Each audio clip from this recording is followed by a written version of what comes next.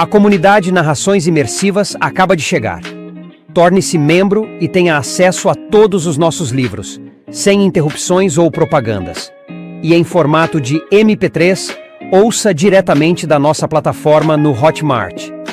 Por menos de uma Coca-Cola por mês, você assina nossa comunidade e apoia diretamente nosso trabalho. Não perca mais tempo e venha curtir mais uma forma de ouvir narrações imersivas. Link para assinar a comunidade na descrição ou no primeiro comentário fixado. Fique agora com mais um episódio imersivo. Saga Jogos Vorazes. A Cantiga dos Pássaros e das Serpentes, de Suzanne Collins. Lido por Gabriel Stauffer.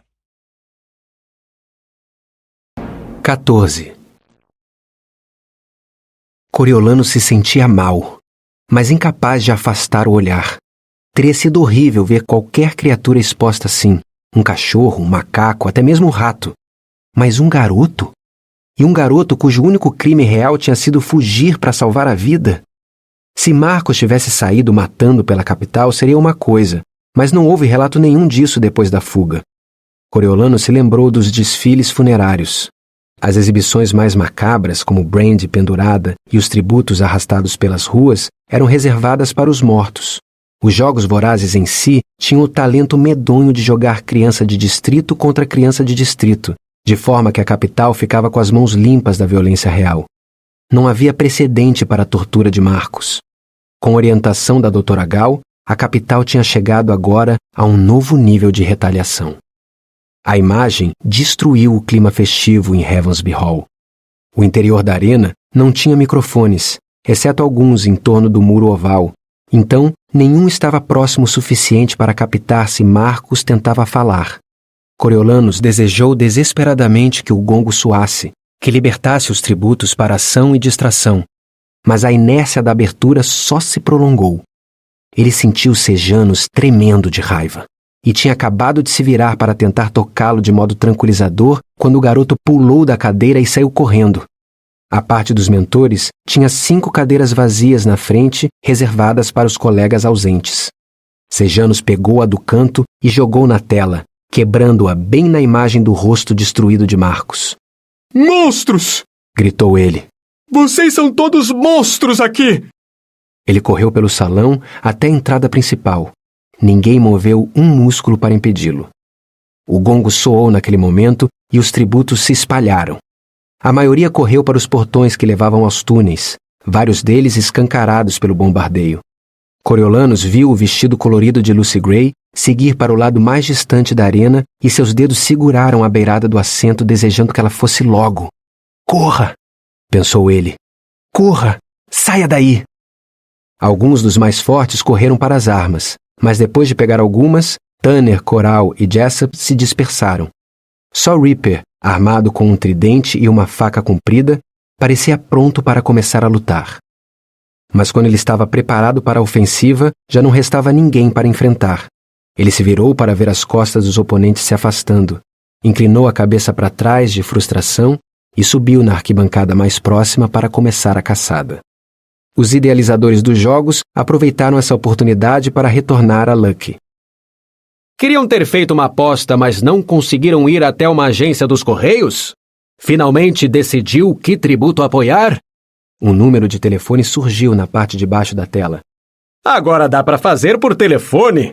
É só ligar para o número abaixo, dar seu número de cidadão, o nome do tributo e a quantia em dólar que você gostaria de apostar ou usar para enviar dádivas, e você fará parte do evento. Para quem preferir fazer a transação em pessoa, as agências dos Correios estarão abertas de 8 às 8. Vamos lá, não percam esse momento histórico. É sua chance de apoiar a capital e ter um bom lucro. Seja parte dos Jogos Vorazes e seja um vencedor. Agora, de volta à arena. Em poucos minutos não havia mais nenhum tributo na arena além de Reaper, e depois de andar um pouco pelas arquibancadas, ele também sumiu. Marcos e seu sofrimento se tornaram o foco dos jogos de novo. Não seria bom você ir atrás dos sejanos? Sussurrou Lisístrata para Coriolanos. Acho que ele deve preferir ficar sozinho, sussurrou ele em resposta. E talvez fosse verdade, mas ficava atrás do fato de que ele não queria perder nada, nem gerar uma reação da Dra. Gal, e nem se conectar publicamente a Sejanos. Essa percepção crescente de que eles eram grandes amigos, de que ele era o confidente do canhão desgovernado dos distritos, estava começando a preocupá-lo. Distribuir sanduíches era uma coisa, ter atirado uma cadeira era bem diferente. Haveria repercussões e ele já tinha muitos problemas, sem acrescentar Sejanos à lista. Uma longa meia hora se passou antes que uma distração chamasse a atenção da plateia. As bombas perto da entrada tinham explodido o portão principal, mas haviam construído uma barricada embaixo do placar. Com suas múltiplas camadas de placas de concreto, tábuas de madeira e arame farpado, era ao mesmo tempo uma agressão visual e um lembrete do ataque rebelde, o que devia ser o motivo para os idealizadores dos jogos não terem deixado que ocupasse muito tempo de tela. Entretanto, com pouca coisa acontecendo, acabaram mostrando à plateia uma garota magrela de membros compridos saindo da fortificação. É Lâmina! Disse Pupi para Lívia, que estava sentada ao lado dele, 2 fileiras à frente de Coriolanus. Coriolanus não tinha lembrança nenhuma do tributo de Pup, fora o fato de que ela não parara de chorar na primeira reunião de mentores e tributos. Pupi não conseguira prepará-la para a entrevista e tinha assim perdido a chance de promovê-la. Ele não se lembrava do distrito dela. 5, talvez? Uma narração um tanto incômoda consertou a informação. Agora estamos vendo Lâmina, De 15 anos, do distrito 7, disse Lucky, mentorada pelo nosso Pliny Harrington. O distrito 7 tem a honra de oferecer à capital a madeira usada para consertar nossa amada arena.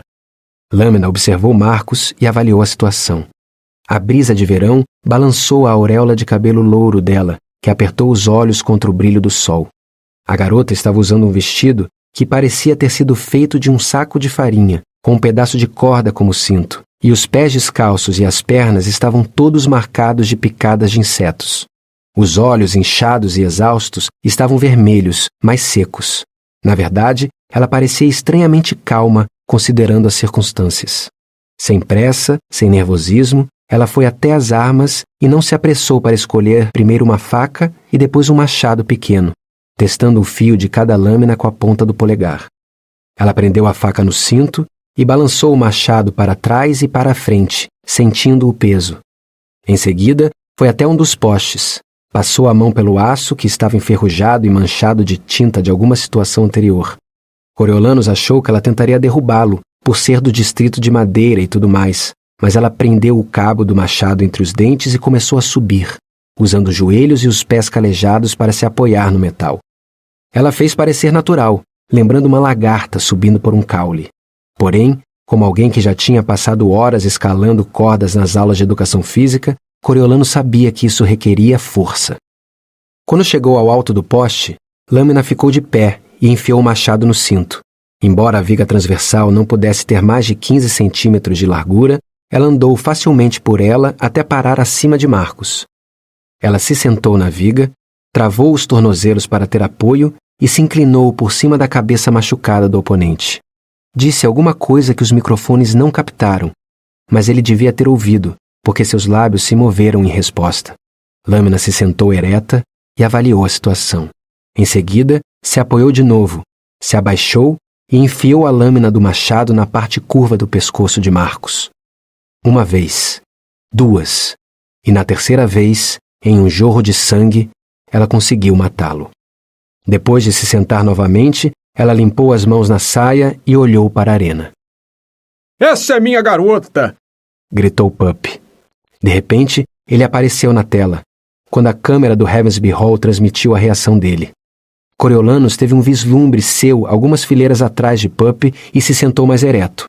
Pup sorriu, revelando pedaços de ovo do café da manhã no aparelho ortodôntico, e deu um soco para o alto. A primeira morte do dia! Esse é meu tributo! Lâmina, do distrito 7, disse ele para a câmera. Ele levantou o pulso. E minha pulseira de comunicação está aberta e em funcionamento. Nunca é tarde para dar seu apoio e mandar uma dádiva. O número de telefone piscou na tela de novo, e Coriolanus ouviu alguns apitos soando na pulseira de Pup, conforme Lâmina recebia algumas dádivas.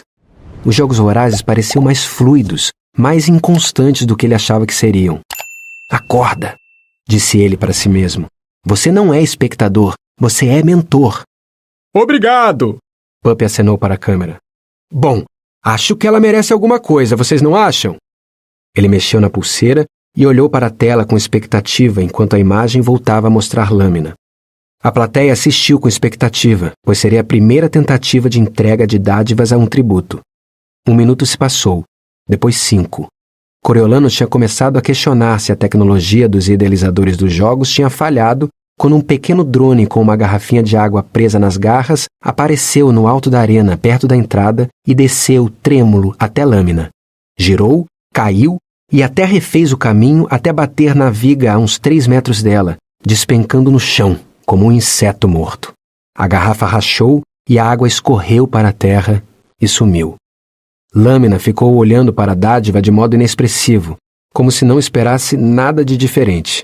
Mas Puppy explodiu com raiva. Ah, espere um minuto! Isso não é justo! Alguém pagou um bom dinheiro por isso! As pessoas murmuraram, concordando. Não houve conserto imediato, mas uma nova garrafa chegou 10 minutos depois, e dessa vez, Lâmina conseguiu pegá-la do drone, que seguiu seu predecessor e morreu na terra. Lâmina tomou alguns goles de água, mas fora isso, houve pouco movimento além de uma reunião de moscas em volta do corpo de Marcos. Coriolanus ouviu apitos ocasionais na pulseira de Puppy, que significavam mais dádivas para Lâmina, que por sua vez parecia satisfeita de ficar na viga. Não era uma estratégia ruim. Era mais seguro do que no chão, com certeza. Ela tinha um plano. Era capaz de matar. Em menos de 1 hora, Lâmina se redefiniu como concorrente nos jogos. Ela parecia bem mais forte do que Lucy Gray, pelo menos, onde quer que ela estivesse. O tempo passou. Com exceção de Reaper, que podia ser visto ocasionalmente andando pela arquibancada, nenhum dos tributos se apresentou como caçador, nem mesmo os armados. Se não fosse a exibição de Marcos e Lâmina indo dar cabo dele, teria sido uma abertura excepcionalmente lenta. Normalmente, dava para contar que haveria um banho de sangue no começo, mas com tantos tributos fortes mortos, o campo estava mais ocupado por presas. A arena encolheu até ocupar uma janelinha no canto da tela e Lucky apareceu, contando mais histórias dos distritos, incluindo a previsão do tempo. Ter um apresentador dos jogos em tempo integral era novidade, e ele estava se esforçando para criar o papel. Quando Tânia subiu até o alto e andou pela fileira superior da arena, a transmissão voltou rapidamente aos tributos, mas o garoto só ficou um pouco sentado no sol antes de sumir nas passagens embaixo das arquibancadas. Uma agitação no fundo de Heavensby Hall fez cabeças virarem, e Coriolanus viu o lépidos Mounsey se aproximando pelo corredor com a equipe de filmagem. Ele convidou Puppy a se juntar a ele e a entrevista foi ao vivo. Puppy, uma fonte previamente inexplorada, expôs todos os detalhes que conseguiu pensar sobre Lâmina e acrescentou vários outros que Coriolanus achou que eram inventados, mas tudo só durou alguns minutos. Isso estabeleceu o padrão da manhã. Breves entrevistas informativas com os mentores, longos momentos de inatividade na arena. Todo mundo ficou grato quando chegou a hora do almoço. Você mentiu sobre acabar rápido, murmurou Lisístrata quando eles fizeram fila para pegar os sanduíches de bacon empilhados em uma mesa no salão. As coisas vão acelerar, disse Coriolanus. Não dá para ficar assim. Mas não foi o que aconteceu. A tarde longa e quente só ofereceu mais algumas poucas visualizações de tributos e 4 aves de rapina circulando preguiçosamente acima de Marcos. Lâmina conseguiu cortar as cordas para fazê-lo cair no chão. Pelo esforço, Puppy enviou um pedaço de pão, que ela partiu em pedaços pequenos, fez bolinhas e comeu uma de cada vez. Em seguida, ela se deitou de bruços, prendeu o corpo magro na viga com seu cinto de corda e cochilou. O Notícias da Capital teve um alívio curto transmitindo imagens da praça na frente da arena, onde havia barracas vendendo bebidas e doces para os cidadãos que fossem ver os jogos nos 2 telões ladeando a entrada. Com tão pouca coisa acontecendo na arena, a maior parte da atenção foi voltada para 2 cachorros, cujo dono os tinha vestido como Lucy Gray e Jessup. Coriolanus teve sentimentos conflitantes, pois ele não gostou de ver aquele poodle bobo com os babados de arco-íris dela, mas 2 toques na pulseira bastaram para ele concluir que não era uma publicidade ruim. Porém, Logo os cachorros se cansaram e foram levados para casa e continuou não acontecendo nada. Já eram quase 5 horas quando Lucky apresentou a Dra. Gal para os espectadores. Ele estava visivelmente desgastado pelo esforço de manter a cobertura em andamento. Ergueu as mãos de perplexidade e disse: E agora, chefe dos idealizadores dos jogos? A Dra. Gal basicamente o ignorou e falou diretamente com a câmera. Alguns de vocês devem estar questionando o começo lento dos jogos. Mas eu gostaria de lembrar como foi emocionante até agora. Mais de 1/3 dos tributos não chegou à arena. E os que chegaram, em sua maior parte, não são exatamente competidores fortes. Em termos de fatalidades, estamos em pé de igualdade com o ano passado. Sim, é verdade, disse Lucky. Mas acho que falo por muitas das pessoas quando digo: onde estão os tributos esse ano? Normalmente eles são fáceis de ver. Talvez você tenha se esquecido do bombardeio recente, disse a Dra. Gal. Nos anos anteriores, as áreas abertas aos tributos ficavam restritas ao campo e às arquibancadas. Mas o ataque da semana passada abriu uma série de rachaduras e fendas que oferecem acesso fácil ao labirinto de túneis dentro da arena.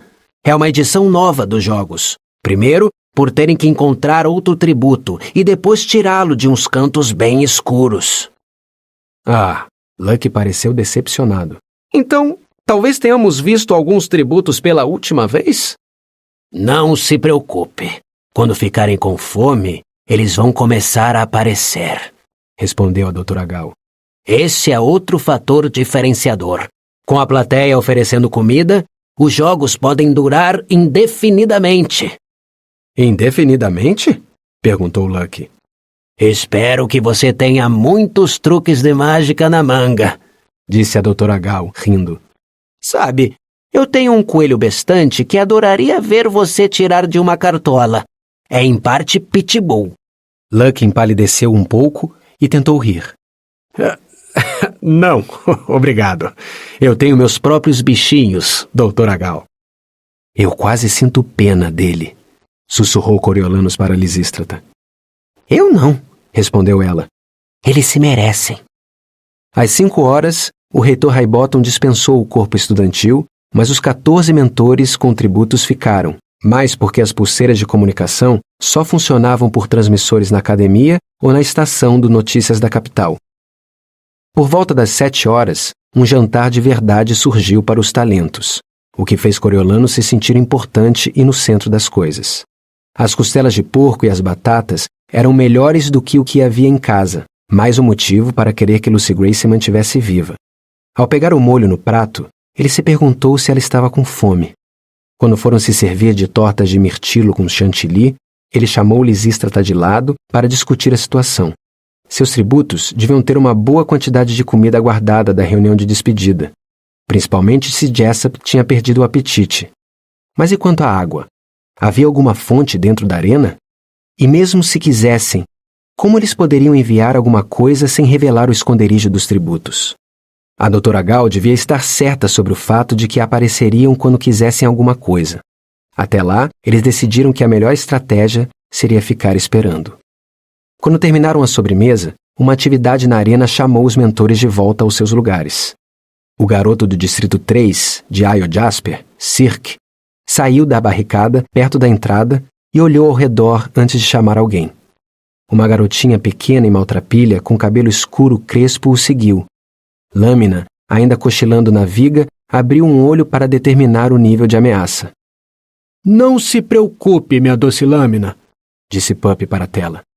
Esses dois não conseguiriam subir sem uma escada. Aparentemente, Lâmina chegou à mesma conclusão, porque ela só ajustou o corpo em uma posição mais confortável.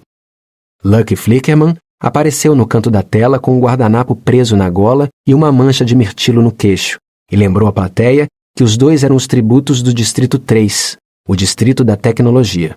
Cirque era o garoto que alegou ser capaz de botar fogo nas coisas com os óculos. E o nome da garota é... Lucky olhou para longe da câmera para ler em um cartão. Tesley. Tesley do 3. E ela tem como mentor o nosso... Luck desviou o olhar de novo, mas dessa vez pareceu perdido. O nosso... Faz um esforço. Resmungou Urban Canville, na primeira fileira. Como Ayo, os pais dele eram cientistas. Físicos, talvez? Urban era tão mal-humorado que ninguém tinha problema de se ressentir das notas perfeitas que ele tirava nas provas de cálculo. Coriolanus achava que ele não podia acusar Luck de preguiça depois de abandonar a entrevista. Tesley era pequena, mas não parecia um caso perdido. Nosso Turban Canville, disse Luck. Urban, não Turban, disse Urban. Sinceramente, não havia nenhum profissional disponível. Infelizmente, não vimos Turban e Tesley na entrevista, disse Luck. Porque ela se recusou a falar comigo, reclamou Urban. Surpreendentemente, imune ao charme dele, disse Festus, fazendo a fileira de trás rir. Vou mandar alguma coisa para o Cirque agora. Não tenho como saber quando vou vê-lo de novo, anunciou Ayo, mexendo na pulseira. Coriolanus viu que Urban fez a mesma coisa. Cirque e Tesley contornaram o corpo de Marcus e se agacharam para examinar os drones quebrados. Eles examinaram delicadamente o equipamento, avaliando o dano, mexendo em compartimentos que poderiam passar despercebidos. Cirque removeu um objeto retangular que Coriolanus achou ser uma bateria e fez um sinal de positivo para Tesley. Ela reconectou alguns fios no dela e as luzes do drone piscaram. Eles sorriram um para o outro. Minha nossa! Exclamou Luck.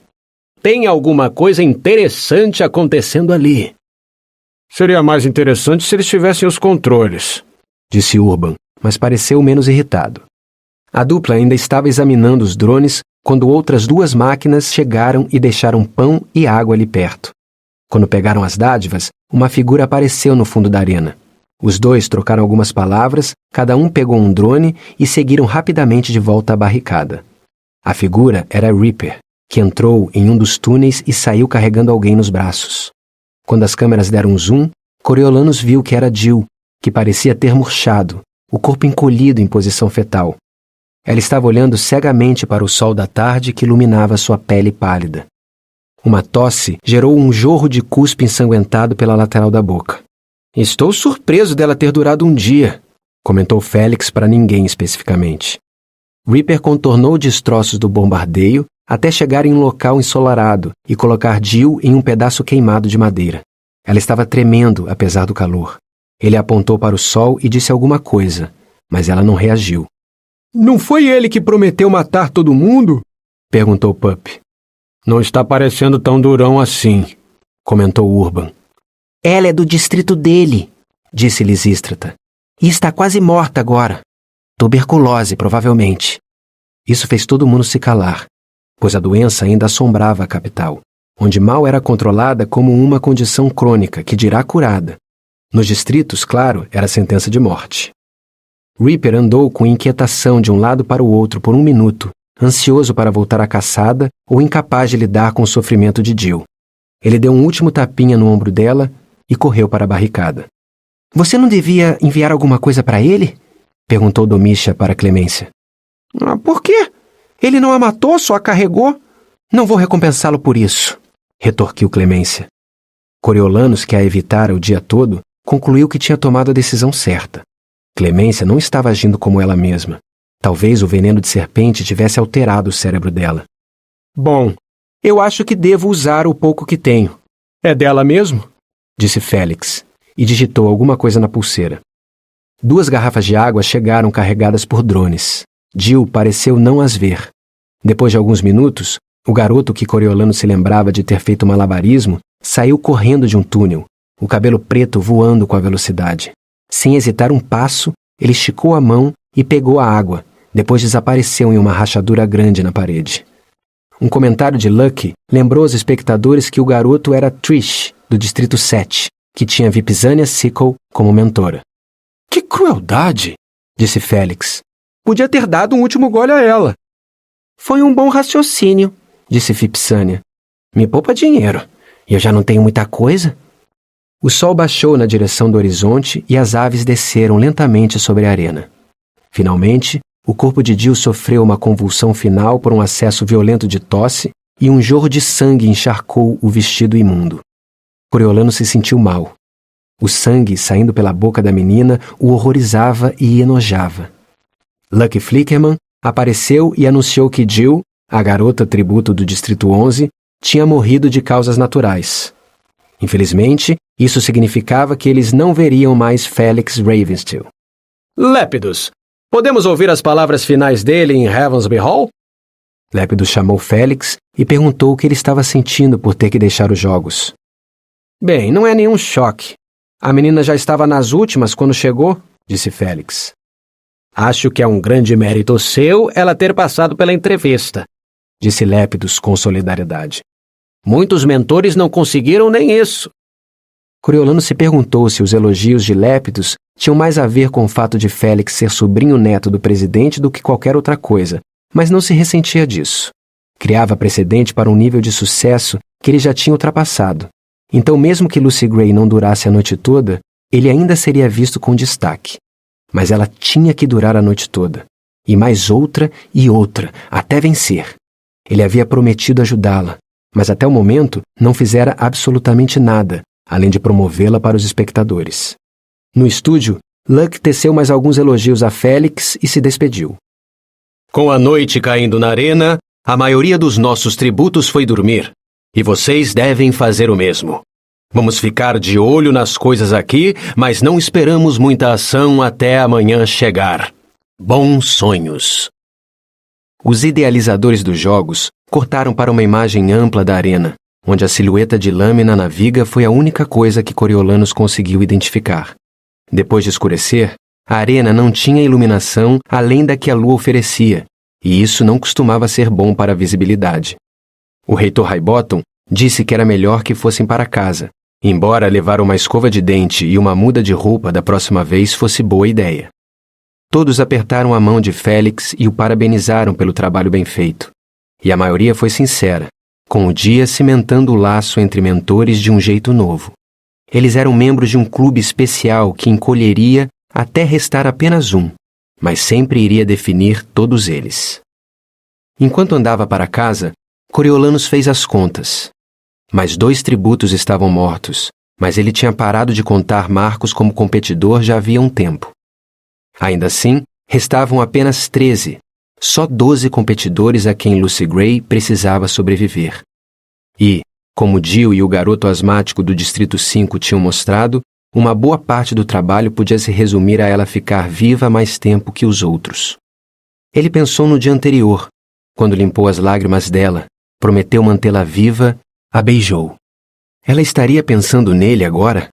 Estava sentindo a falta dele como ele sentia dela?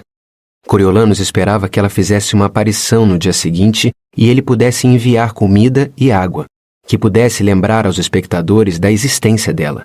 Ele recebera poucas novas dádivas à tarde, provavelmente apenas por causa da aliança dela com Jessup. O encantador pássaro canoro que Lucy Gray representava estava ficando menos impressionante a cada momento sombrio dos Jogos Vorazes. Ninguém sabia sobre o veneno de rato além dele, e isso não a ajudava em nada. Com o calor e cansado do dia estressante, ele só queria tomar um banho e cair na cama. Mas assim que entrou em casa, a fragrância do chá de jasmim reservado para visitas chegou a ele. Quem estaria visitando aquela hora? E em dia de abertura dos jogos? Estava muito tarde para os amigos de sua avó, mais tarde ainda para vizinhos aparecerem, e eles não costumavam aparecer de qualquer forma. Alguma coisa devia estar errada. Os Snow raramente usavam a televisão da sala de estar formal, mas claro, tinham uma. A tela mostrava a arena escura, exatamente como estava quando ele saiu de Heavensby Hall.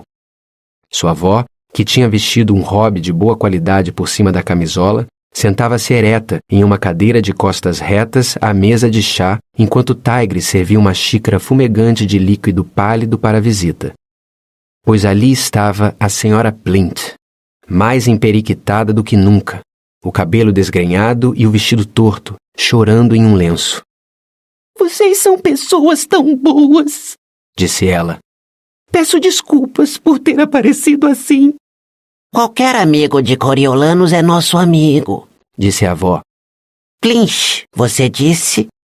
Coriolano sabia que ela sabia exatamente quem a mulher era, mas ser obrigada a receber qualquer pessoa, ainda mais uma Plint, àquela hora, desafiava tudo o que a avó considerava digno. Plint, Disse a mulher. Plint. A senhora sabe, Lady Vó. Foi ela que mandou aquela caçarola deliciosa quando Coriolano se machucou, lembrou Tigris. Me desculpem, está muito tarde, Disse a senhora Plint. Não peça desculpas, a senhora fez a coisa certa, disse Tigris, dando um tapinha no ombro dela. Ela viu Coriolanos e sua expressão foi tomada de alívio. Ah, meu primo chegou. Talvez ele saiba de alguma coisa. Senhora Plint, que prazer inesperado. Está tudo bem? Perguntou Coriolanos, como se ela não estivesse exalando más notícias.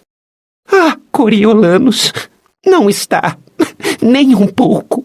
Sejanos não voltou para casa. Soubemos que ele deixou a academia pela manhã e desde então não temos mais notícias. Estou tão preocupada. Onde ele pode estar? Sei que o estado do Marcos foi um golpe duro para ele. Você sabe onde ele pode estar? Ele estava chateado quando saiu. Coriolano se lembrou da explosão de Sejanos, do arremesso da cadeira, dos insultos aos berros, e que tudo isso ficou limitado à plateia de Heavensby Hall. Ele estava chateado, senhora, mas não sei se é motivo de preocupação. Ele provavelmente só precisava se acalmar. Deve ter ido dar uma caminhada mais longa. Eu teria feito o mesmo. Mas está tão tarde. Não é a cara dele sumir assim, não sem avisar a própria mãe, disse ela, nervosa. Tem algum lugar para onde ele poderia ter ido? Alguém que possa ter pensado em visitar? Perguntou Tigris. A senhora Plint balançou a cabeça. Não. O único amigo que ele tem é o seu primo, disse ela para Tigris. Que triste, pensou Coriolanos. Não ter amigos. Mas ele só falou.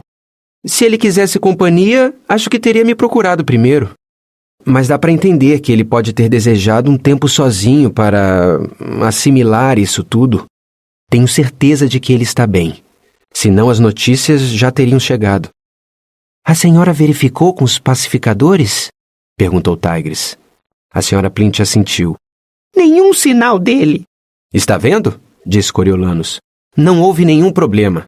Talvez ele até já esteja em casa. Talvez fosse bom ir verificar, sugeriu a avó, de um jeito um pouco óbvio demais.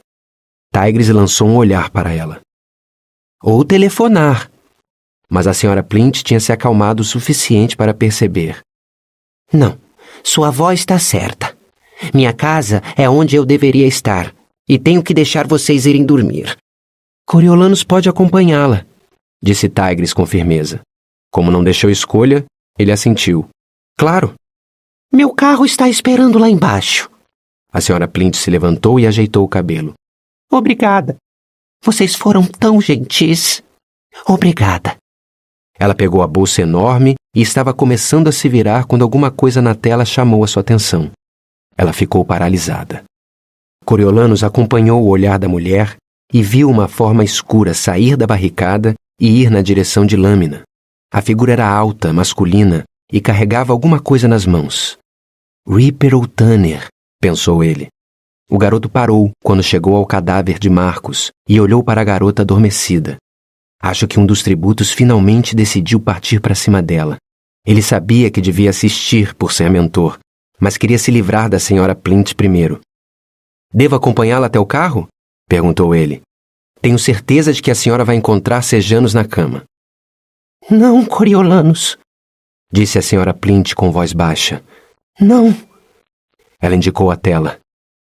O meu garoto está bem ali.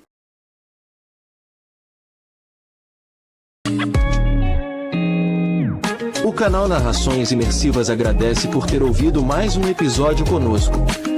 Acompanhe nossa página no Instagram e fique por dentro de todas as novidades do canal. E se você vê valor nesse projeto, considere apoiá-lo. Faça parte da nossa comunidade no Hotmart. Até a próxima com mais uma narração imersiva.